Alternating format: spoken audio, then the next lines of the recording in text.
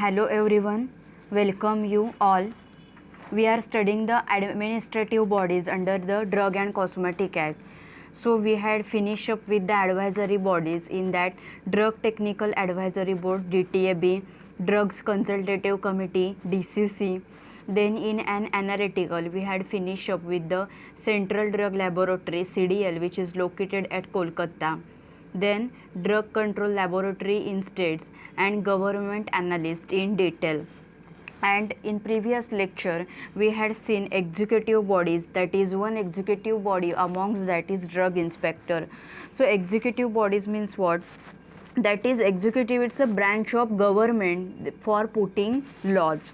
Okay, so in that previous lecture we had seen about the duties of drug inspector in respect of premises, license for sale, then in respect for manufacturing premises, that is the to inspect manufacturing premises. Then procedure of drug inspectors for taking samples of drug or cosmetics, and then procedure of drug inspector for dispatch of sample to government analyst. Okay, so today we will see from drug inspector, that is the procedure of inspectors for seizure of stocks. We are studying these executive bodies. Okay, in that this is drug inspector.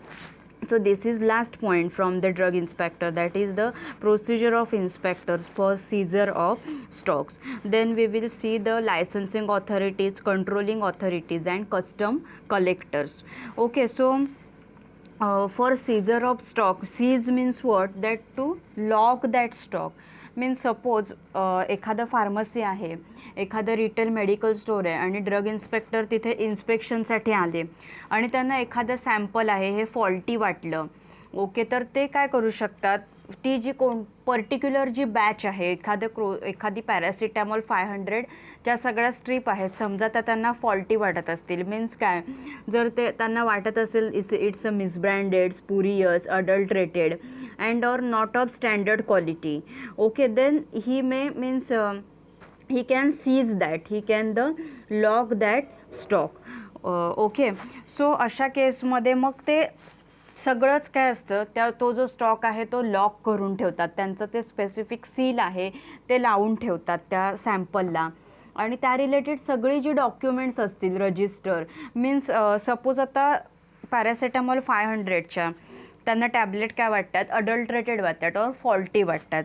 Okay, तर in that केस मग त्या टॅबलेटचा sale आत्तापर्यंत किती झाला आहे, त्याच्यासाठी raw material कुठून घेतलं होतं. समजा मॅन्युफॅक्चरिंग प्रिमायसेसमध्ये जर असं फॉल्टी सॅम्पल आढळलं तर तिथे रॉ मटेरियल कुठून घेतलं होतं, देन परचेस कुठून केला आहे, ते सेल कधी केलं आहे, कोणाकोणाला विकलं आहे, कोणत्या स्टॉकिस्टकडून घेतलं आहे, हे सगळे जे रेकॉर्ड्स असतात ना, ते रेकॉर्ड्स पण काय केले जातात, त्या रिलेटेड ड्रग इन्स्पेक्टर्स असतात ते लॉक करून ठेवतात. मीन्स सीज करून ठेवणं, स्वतःच्या ताब्यामध्ये घेऊन ठेवतात. और त्यांना त्याचं पर्टिक्युलरली ड्रग इन्स्पेक्टरचं स्वतःचं त्यांचं सील असतं, त्यांच्याशिवाय ते दुसरं कोणीही ओपन करू शकत नाहीत. ओके, आणि त्याच्यासाठी पर्टिक्युलर मीन्स मग ते CDL सॅम्पल जे आहे ते CDLकडे पाठवतात ते टेस्टिंगसाठी.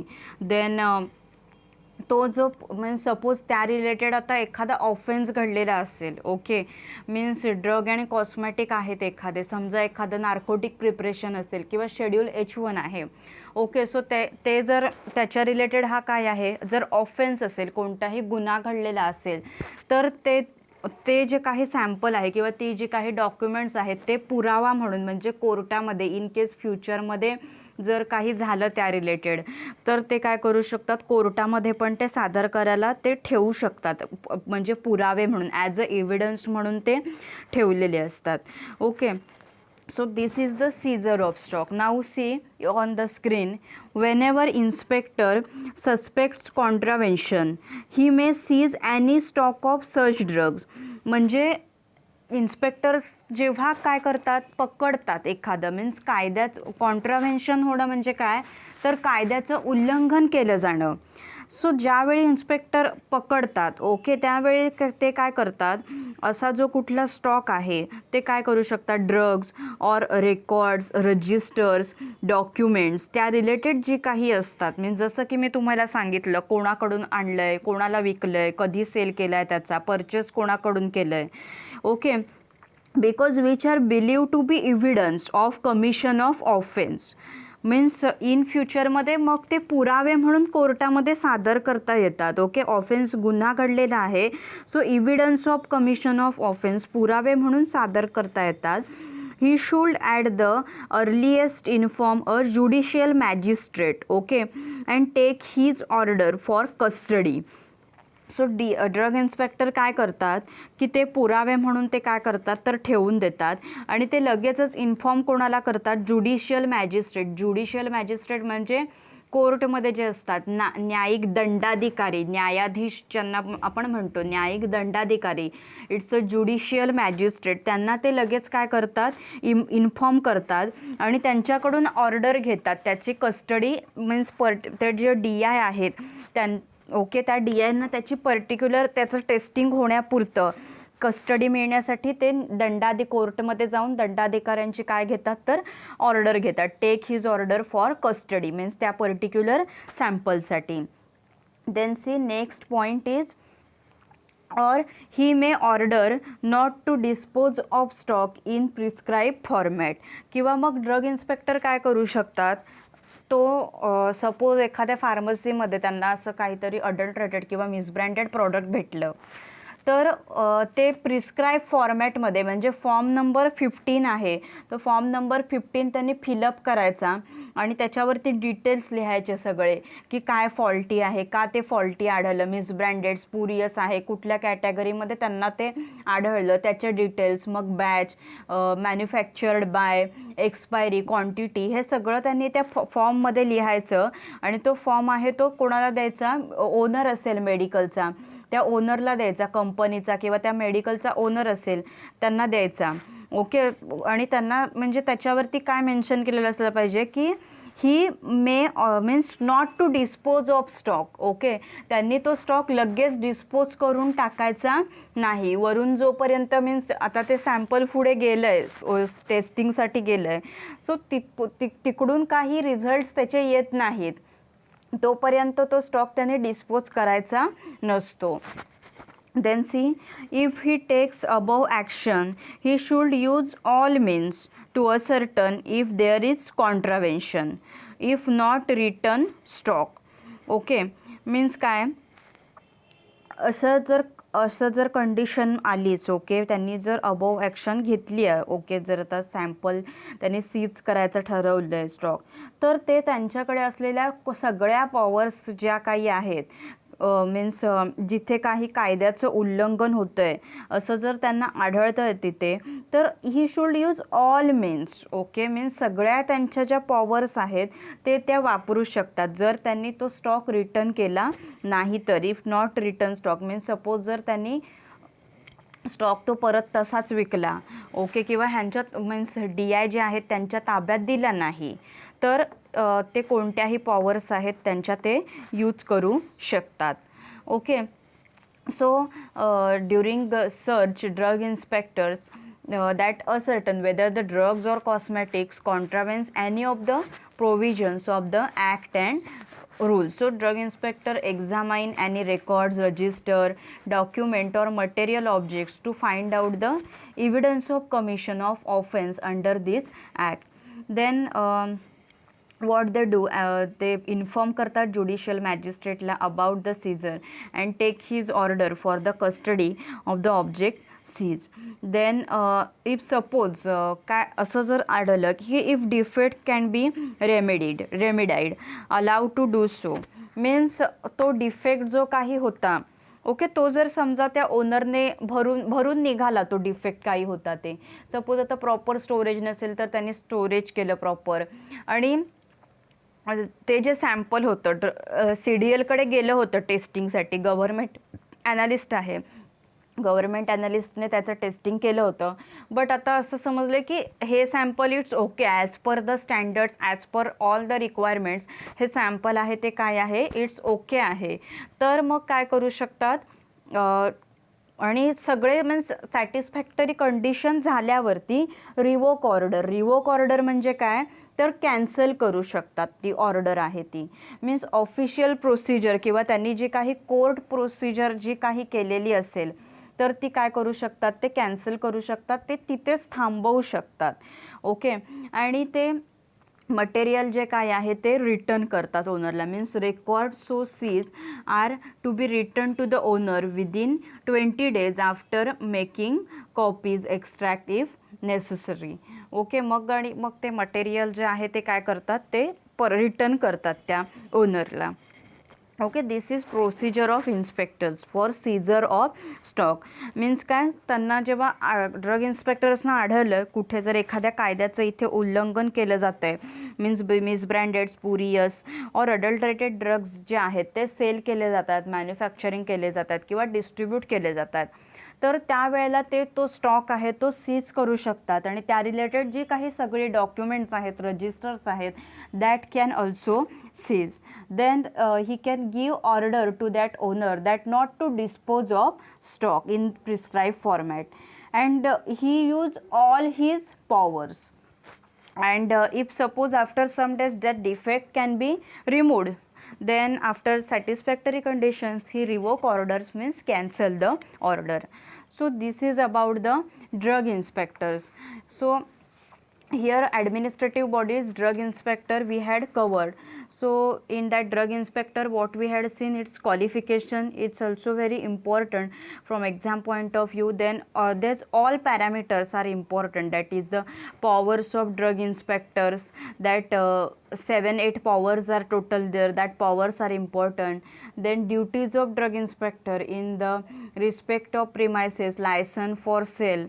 Then duties of drug inspector for in respect to inspect the manufacturing premises. Then a procedure of drug inspectors for taking samples. Then procedure of drug inspectors for dispatch sample to government analyst, are all this very important from your exam point of view.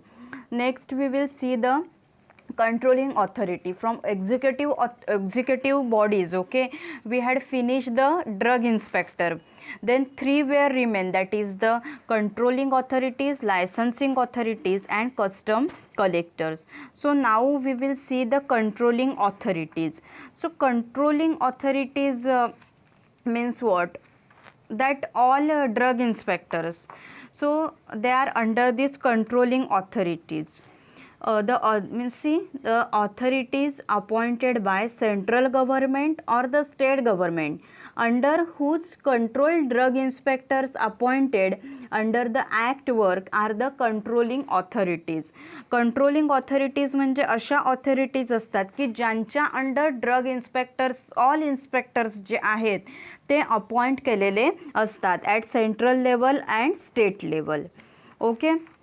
So now see the qualification of controlling authorities, that first one is he is a graduate, okay, means degree in pharmacy, pharmaceutical chemistry, medicine with specialization in clinical pharmacology.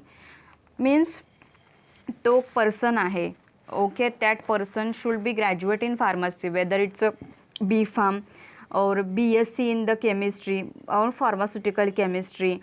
Then medicine batch means physicians like BAMS with specialization in clinical pharmacology. त्यांचं specialisation कोणत्या सब्जेक्टमध्ये असलं पाहिजे, तर clinical फार्माकोलॉजीमध्ये और microbiology, from a university establish in India, means from ॲफिलेटेड college, इंडियाच्या म्हणजे भारतीय विद्यापीठाच्या अंतर्गत ज्या काही युनिव्हर्सिटीज आहेत त्याच्या अंडर, त्या कॉलेजमधून ते पासआउट झालेले असले पाहिजेत.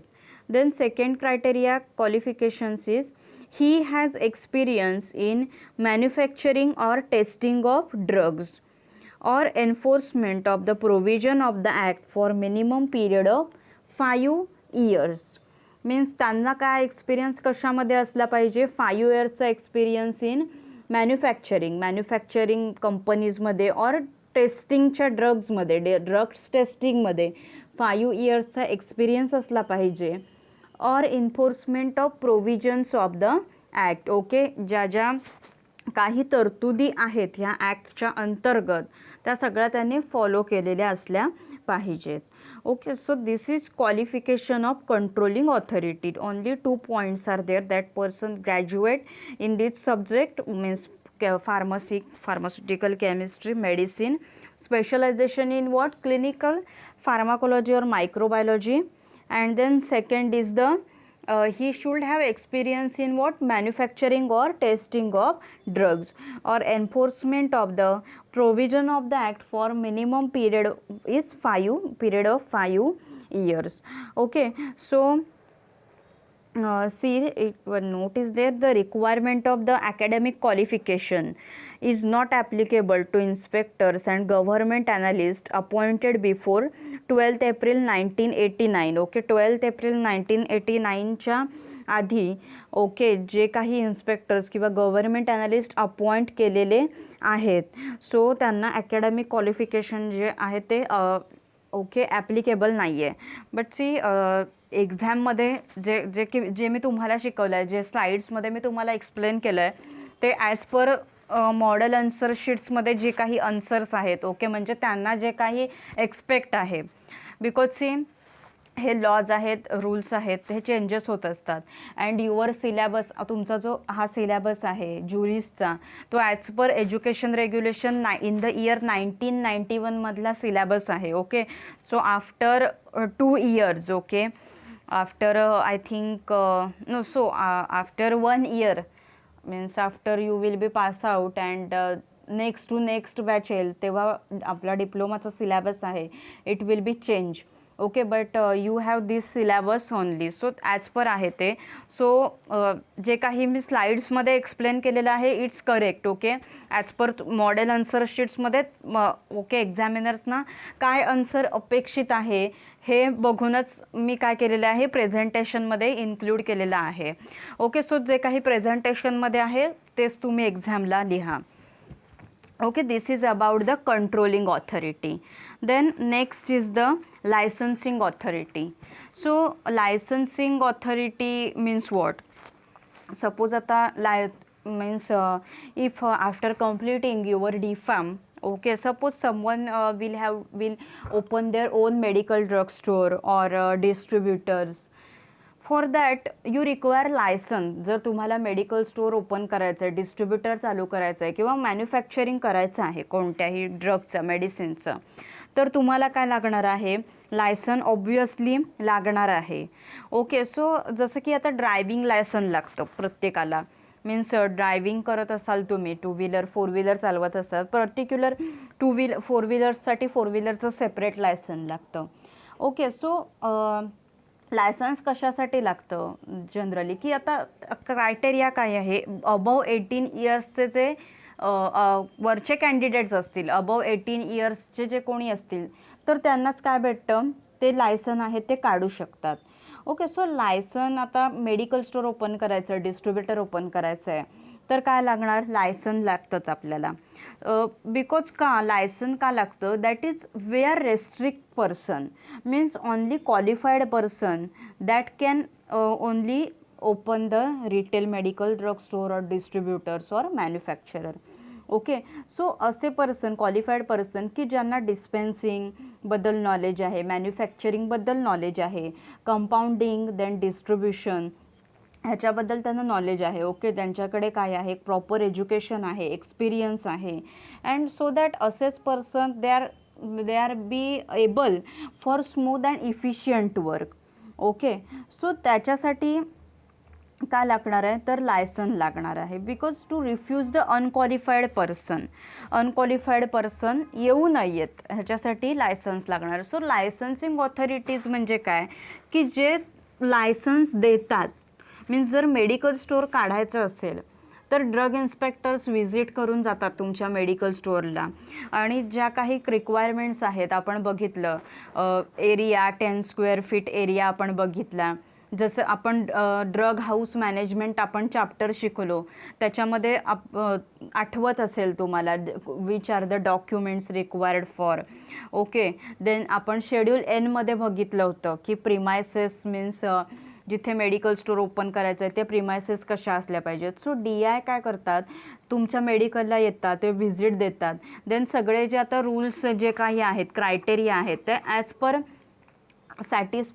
सॅटिस्फाय. ओके, ते म्हणजे चेक करतात आणि जर नेसेसरी कंडिशन सॅटिस्फाय असतील, means like hygienic conditions, then ज्या काही प्लेसच्या रिक्वायरमेंट आहेत, सो ते सॅटिस्फाय असेल, मग ते रिपोर्ट आहेत ते पुढे असिस्टंट कमिशनर्स असतात.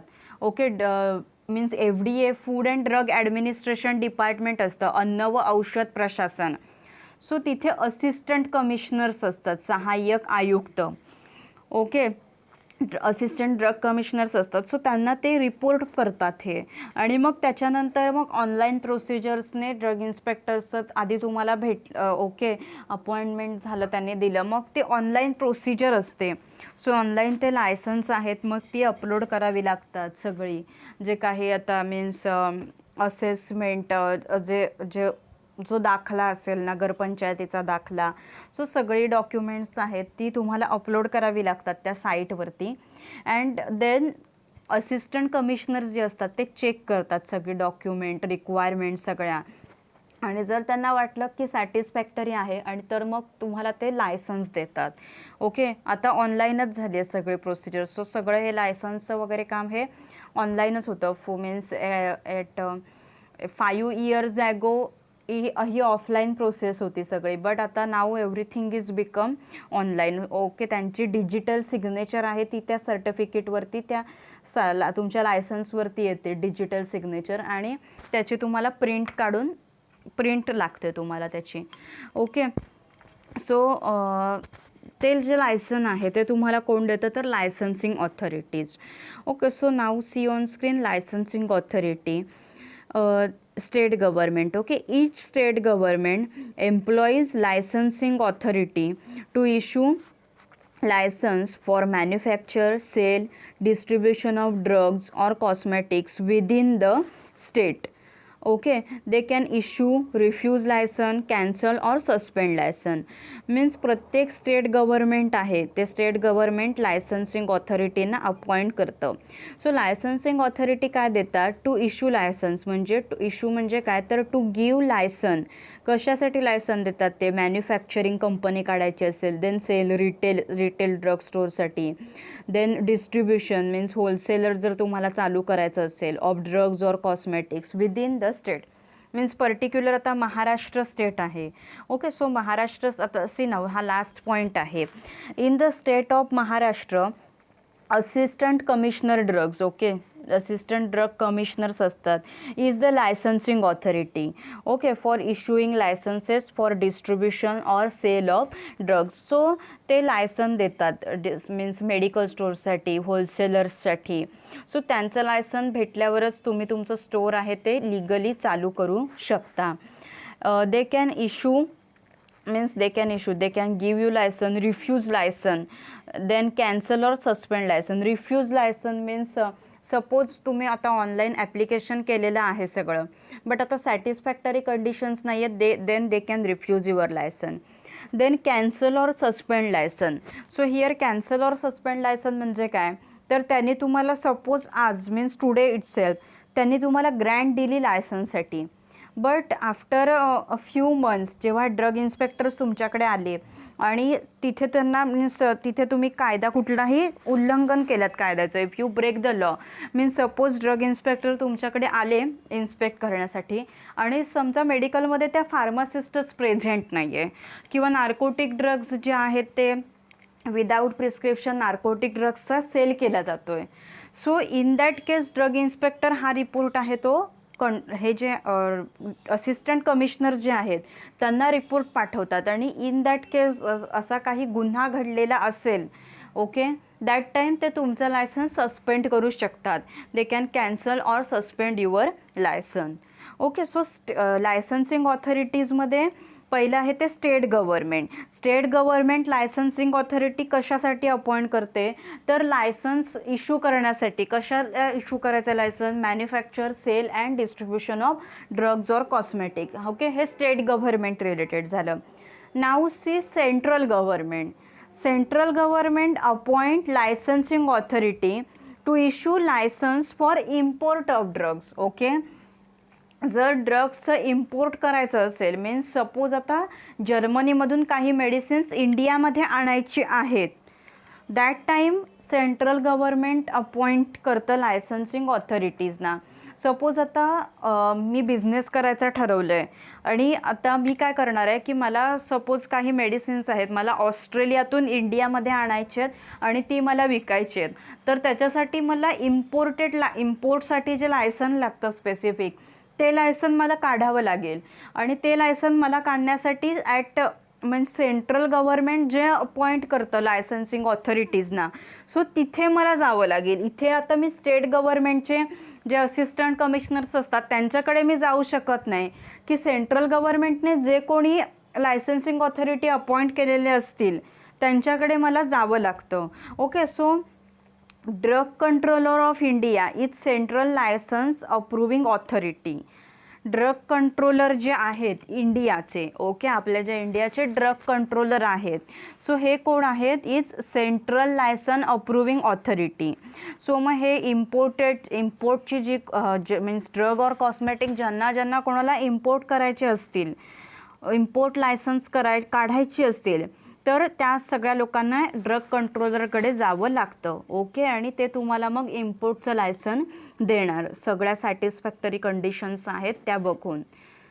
Okay, then license for manufacture, distribution or sale of drugs are issued by the licensing authorities of specified area appointed by state government. म्हणजे काय की मॅन्युफॅक्चरिंगसाठी, डिस्ट्रीब्युशनसाठी किंवा ड्रग्सचा सेल करण्यासाठी जे काही लायसन्सेस लागतात ते कोण देतं, लायसन्सिंग ऑथॉरिटीज आहेत त्या देतात. आता प्रत्येक एरियाला स्पेसिफाईड मीन्स चे लायसन्सिंग ऑथॉरिटीज अपॉइंट केलेले असतात, मीन्स ॲट डिस्ट्रिक्ट लेवलला. ओके, मीन्स आता सपोज आपलं रत्नागिरी डिस्ट्रिक्ट आहे, सो आपल्या रत्नागिरी डिस्ट्रिक्टचं ऑफिस हे ॲट रत्नागिरीला आहे आणि तिथे FDA ऑफिस आहे, म्हणजे अन्न व औषध प्रशासनचं काय आहे, ऑफिस आहे. सो तिथे आपल्याला जावं लागतं जर मॅन्युफॅक्चरिंग, डिस्ट्रीब्युशन और सेलचं जर लायसन काढायचं असेल तर. Okay, so that respective licensing authorities are empowered to issue licenses, okay, if applicant satisfied conditions prescribed. So in the state of Maharashtra, assistant commissioner drugs हे is the licensing authority. Maharashtra स्टेटमध्ये assistant commissioners जे आहेत हे licensing authority आहेत, appointed by every district. Okay, appointed by every district for issuing licenses for distribution or sale of drug. प्रत्येक district, Ratnagiri डिस्ट्रिक्टचे हे particular licensing authorities असतात. देन सपोज नंतर पुढे तुम्ही कोल्हापूर डिस्ट्रिक्टमध्ये गेलात तर तिथे वेगळे, सिंधुदुर्ग तिथले वेगळे लायसन्सिंग ऑथॉरिटीज. ओके, सो प्रत्येक स्टेटमध्ये, प्रत्येक डिस्ट्रिक्टमध्ये काय असतात तर लायसन्सिंग ऑथॉरिटीज असतात. ओके, आणि स्टेटमधले लायसन्सिंग ऑथॉरिटी कोण तर असिस्टंट कमिशनर ड्रग्ज. आणि ॲट सेंट्रल लेवलला कोण असतात, ड्रग कंट्रोलर ऑफ इंडिया हे कोण आहेत, सेंट्रल लायसन्स अप्रूव्हिंग ऑथॉरिटी. आणि महाराष्ट्रात म्हणजे पर्टिक्युलर स्टेटमधले कोणस असतात तर असिस्टंट कमिशनर ड्रग्ज हे स्टेटमधले असतात. Okay, so however joint commissioner drugs is the licensing authority appointed region wise for issue of licenses for manufacture of drugs or cosmetics. Okay, so हे जे licensing authorities आहेत तो they are also empowered to cancel or suspend license issued by them if licensee fails to observe any condition of license. Okay, so however reasonable opportunity of being heard is always given to the licensee before cancellation or suspension of license. Means एखाद्या एखादा कोणी owner असेल मेडिकलचा किंवा manufacturing company असेल, so त्यांचं licence cancel करण्याआधी किंवा suspend करण्याआधी त्यांना अपॉर्च्युनिटी दिली जाते, म्हणजे त्यांना त्यांची बाजू मांडण्याची संधी ही दिली जाते. Okay, this is about the licensing authority. आलं लक्षामध्ये लायसन्सिंग ऑथॉरिटी म्हणजे कोण आहे ते. Then we will see the qualification of licensing authority. So in that, first one is he is graduate in pharmacy, pharmaceutical chemistry, or medicine with specialization in clinical pharmacology or microbiology from university established in India. Same as controlling authorities जे qualification आहे, so same as first. Okay, point आहे. Then second point is also same as per the controlling authority. Same qualification आहे दोघांची पण, licensing authorities आणि controlling ऑथॉरिटीची. Then he has experience in the manufacturing or testing of drugs, okay, or enforcement of the provision of the act for minimum period of 5 years. Okay, 5 yearsचा experience असला पाहिजे in the manufacturing or testing of drugs or enforcement of provisions of the act. This is qualification of licensing authority. So licensing authority means who? Means in state, means state of Maharashtra, assistant commissioner drugs is licensing authority, and the drug controller India is central license approving authority. Then see the custom collectors. Okay, so custom collectors means what? Custom collectors जे असतात कोणी, तर काही drugs आहेत, so त्यांच्या इम्पोर्टवर बंदी घातलेली आहे गव्हर्मेंटने. मीन्स इंडियन गव्हर्मेंटने काही ड्रग्ज और कॉस्मॅटिक आहे की त्यांच्या इम्पोर्टवरती बंदी घातलेली आहे. सो कस्टम कलेक्टर्स काय करतात, असे जे काही बंदी घातलेलं, सपोज एखादा सॅम्पल आहे आणि त्याचा कोणी सेल करत असेल, आणि तर ते काय करतात, स्वतःच्या ताब्यात घेतात ते. Okay, may detain imported package म्हणजे स्वतःच्या ताब्यामध्ये घेण्याचं काम हे कस्टम कलेक्टर्सचं असतं. Okay, so now see custom collectors. The custom collectors or person on his behalf, okay, may detain imported package which he suspects. Means custom collectors हे काय करतात, ते जे इम्पोर्टेड पॅकेज आहे हे स्वतःच्या ताब्यात घेतात. बट कोणतं इम्पोर्टेड पॅकेज की which may suspect to contain drug और cosmetic, import of which is prohibited, की ज्याच्या इम्पोर्टवरती इंडियन गव्हर्मेंटने बंदी घातली आहे, असे जे काही ड्रग्ज असतील, कॉस्मॅटिक आहेत, ते स्वतःच्या ताब्यामध्ये घेतात. And report detention to drugs controller and if required forward sample to CDL. Okay, आणि ते मग रिपोर्टिंग कोणाला करतात, ड्रग्स कंट्रोलर जे आहेत त्या ड्रग्स कंट्रोलरना ते रिपोर्टिंग करतात, कुठलं सॅम्पल आहे इम्पोर्टवर. ओके, इम्पोर्ट केलेलं कुठचं सॅम्पल आहे, किती बॅच आल्यात, मॅन्युफॅक्चरर कोण आहे, मॅन्युफॅक्चरिंग बॅच कोणती आहे, एक्सपायरी डेट काय आहे, क्वांटिटी किती आहे, हे सगळं काय करतात ते परत कोणाकडून परचेस केलं आहे, कोणी ते इम्पोर्ट केलं आहे, त्याच्यानंतर ते सगळं काय करतात ते चेक करतात. तो रिपोर्ट आहे तो ड्रग कंट्रोलरना पाठवतात. And if required forward sample to CDL, central drug laboratory आहे. जर अशी काही गरज आली, ओके, जर सपोज मग ते मिसब्रँडेड, स्पुरियस वगैरे जर असेल, then he sent to that he forward that sample to CDL कडे ते सॅम्पल फॉरवर्ड करतात. Okay, laws relating to sea custom acts are applicable. Sea customs act जो आहे, ओके, मीन्स काही आता इम्पोर्ट जे आहे किंवा एक्सपोर्ट आहे हे ॲज पर म्हणजे समुद्रमार्गेसुद्धा होतं. सो सी कस्टम्स ॲक्ट आहे एक कायदा. सो त्याच्या रिलेटेड जे काही कायदे आहेत, सो ते इथे काय होतात, इम्पोर्टसाठी मग ह्याच्या ॲप्लिकेबल होतात.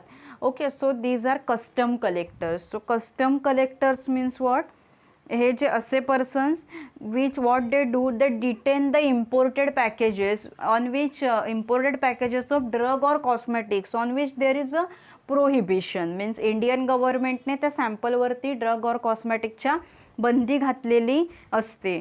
आणि असे जो कोणी सॅम्पल्स आहे, मीन्स असे जे कोणी ड्रग और कॉस्मेटिक आहे ते इम्पोर्ट करत असेल तर कस्टम कलेक्टर्स आहेत ते स्वतःच्या ताब्यात घेतात. रिपोर्ट कोणाला करतात? ड्रग कंट्रोलरना रिपोर्ट करतात.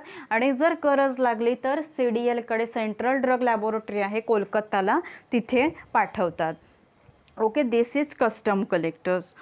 So here our administrative bodies under the act, drug and cosmetic act, are finish over here. Okay, so that administrative bodies are very important from your exam point of view. And this is important, very also important chapter, means also that is chapter means D&C act हा खूप मोठा chapter आहे. So त्याच्यामध्ये आपण आता divide केलेलं आहे. Chapter first आपण इंट्रोडक्टरी पार्ट बघितला, डेफिनेशन्स बघितल्या, आणि चॅप्टर आता सेकंड जो आहे D&C मधला तो ॲडमिनिस्ट्रेटिव्ह बॉडीज. सो हा पार्ट आहे तो इथे फिनिश होतो आहे. ओके, देन शेड्यूल्स आपण बघितले आतापर्यंत. So all this schedules are also very important. Administrative bodies, definitions ज्या काही आहेत, मी ज्या वेळोवेळी लेक्चर्सला तुम्हाला सांगितलं आहे की ह्या डेफिनेशन्स इम्पॉर्टंट आहेत, किंवा from exam point of view जे काही इम्पॉर्टंट आहे ते मी तुम्हाला सांगितलेलं आहे. Okay, so here administrative bodies are finish over here. So in today's lecture what we had seen, that is the controlling procedure of inspectors for seizure of stock, then controlling authority, its qualification, then licensing authority, qualification of licensing authority, and custom collectors. Okay, so now we will stop over here. Next lecture we will start the import of drugs and cosmetics. Okay, this is chapter 3rd from your major chapter, Drug and Cosmetic Act. Okay, so if anyone having difficulty आजच्या लेक्चरमध्ये, जर कोणाला काही समजलं नसेल, काही doubts असतील, काही आत्तापर्यंत शिकवलेल्यामध्ये काही प्रॉब्लेम्स असतील तर विचारा मला. आपण तुमचे सगळे डाऊट्स आहेत ते क्लिअर करूया. Okay, thank you. Happy learning.